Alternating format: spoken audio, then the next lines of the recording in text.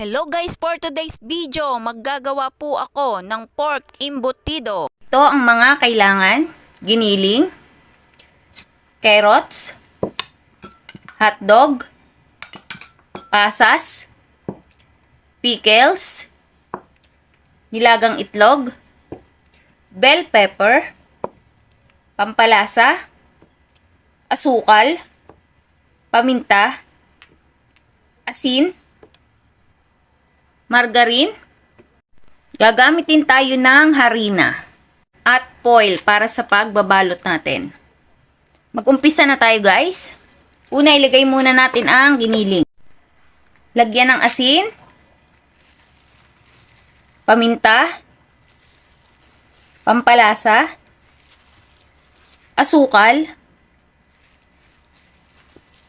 Ilagay na rin ang pickles. Lagay na rin ang bell pepper. Lagay na rin natin yung carrots.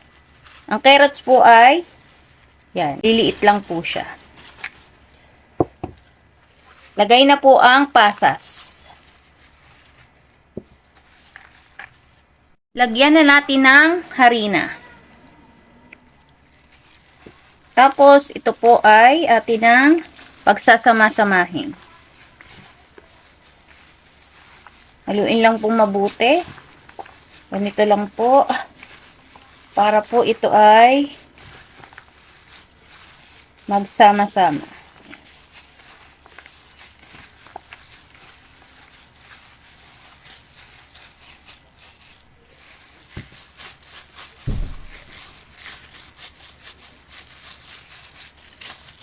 Ito guys, okay na. Atin na pong balutin. Ang ating foil ay papahiran lang natin ng konting margarine para hindi dumikit yung ating karning ilalagay.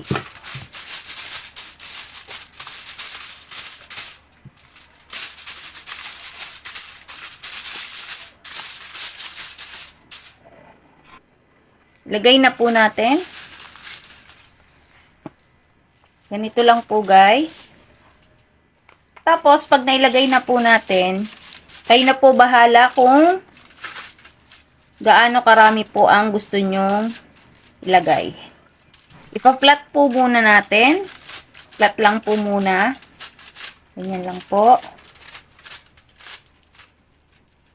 Lagyan na po natin ng hotdog. At ngayon po ay lagyan naman natin ng itlog. Yan. Ganyan lang guys. Tapos atin po siyang i-roll para malagay sa gitna po yung itlog at saka yung hotdog.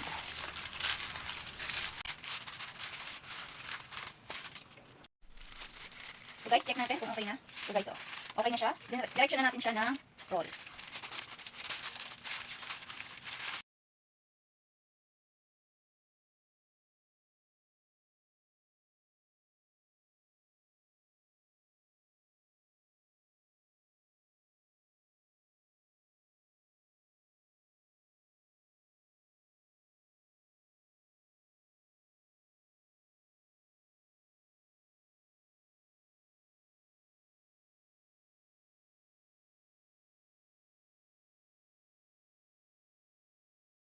Ito na guys, okay na. Ready na po siya para i-steam. Prepared na po natin ang ating steamer. Lagay na po natin yung ating pong ginawang embutido. Atin na pong i-steam.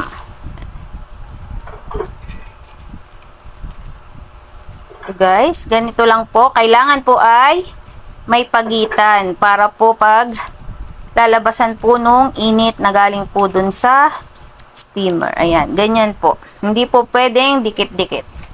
Lagay na po natin. Guys, ito isinalang ko na po at hintayin po itong maluto ng 45 minuto hanggang 1 oras. 1 eternity later. Eto guys, luto na ang aking pork embutido.